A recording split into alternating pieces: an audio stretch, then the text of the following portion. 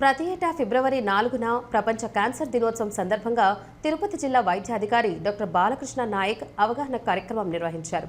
ఈ సందర్భంగా ఆయన మాట్లాడుతూ ప్రపంచవ్యాప్తంగా ప్రతి సంవత్సరం 10 లక్షల మందికి పైగా క్యాన్సర్తో మరణిస్తున్నారని, అంతేకాకుండా మరణాల జాబితాలో క్యాన్సర్ 2వ ప్రధాన కారణం.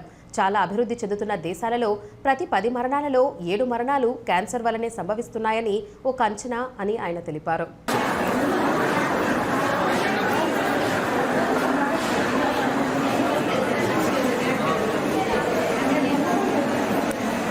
బెటర్ దెన్ క్యూర్ అని మనం ఏదైతే ఎక్కువ చెప్పుకుంటాం వాటిని పాటించాము. అదే వచ్చిన ప్రాబ్లం.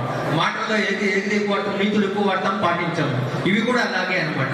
కానీ ఇంకమిట్నైనా వీటిని పాటిస్తూ, ఎందుకంటే ఇంకా ఇంతకుముందైతే క్యాన్సర్ ఎందుకు వస్తుందని వెతుక్కునేవాడు. ఇప్పుడు క్యాన్సర్ ఎందుకు రాదో వెతుక్కోవాల్సిన పరిస్థితి వచ్చింది. ఎక్కడ చూసినా ప్లాస్టిక్, ఎక్కడ చూసినా పొల్యూషన్, ఎక్కడ చూసినా విచ్చలవిడిగా రకరకాల మందులు కానీ డ్రగ్స్ కానీ ఇంకోటి కానీ విపరీతంగా వాడుతున్నారు. కాబట్టి వీటన్నింటినీ మనం నివారించాలన్న రోజు నిజంగా మనం వైద్యులుగా, వైద్య సిబ్బందిగా మన కర్తవ్యాన్ని నిర్వర్తించిన వాళ్ళం అవుతాము.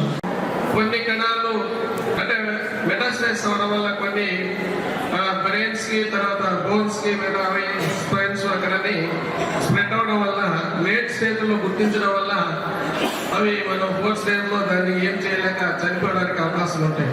అందుకోసం క్యాన్సర్ ను మనము ముందుగానే గుర్తిస్తే, ఇప్పుడు మనం చూసుకుంటే ఇప్పుడు చాలా అవేర్నెస్ వచ్చాయి క్యాన్సర్ అనేది. మనకు పింక్ బస్సులు కూడా ఉన్నాయి. పింక్ బస్సులు స్విమ్స్ లో కూడా పింక్ బస్సులు ఉన్నాయి.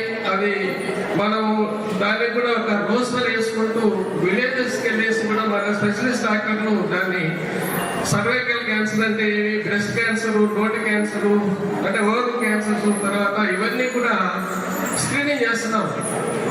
ఈ ప్రైమరీ హెల్త్ సెంటర్స్ లో కూడా స్పెషలిస్ట్ అక్కడ మన దగ్గర కనిపిస్తున్నారు.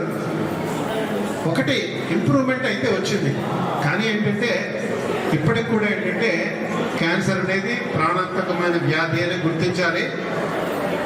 మిగతా వాటితో కంపేర్ చేస్తే ఇప్పుడు ట్యూబర్క్లోసిస్ కానీ, అంటే క్షయ వ్యాధి కానీ, లేకపోతే ఒక న్యూమోనియా కానీ, అలాగే మలేరియా కానీ వాటికి సత్వర చికిత్స ఉంది.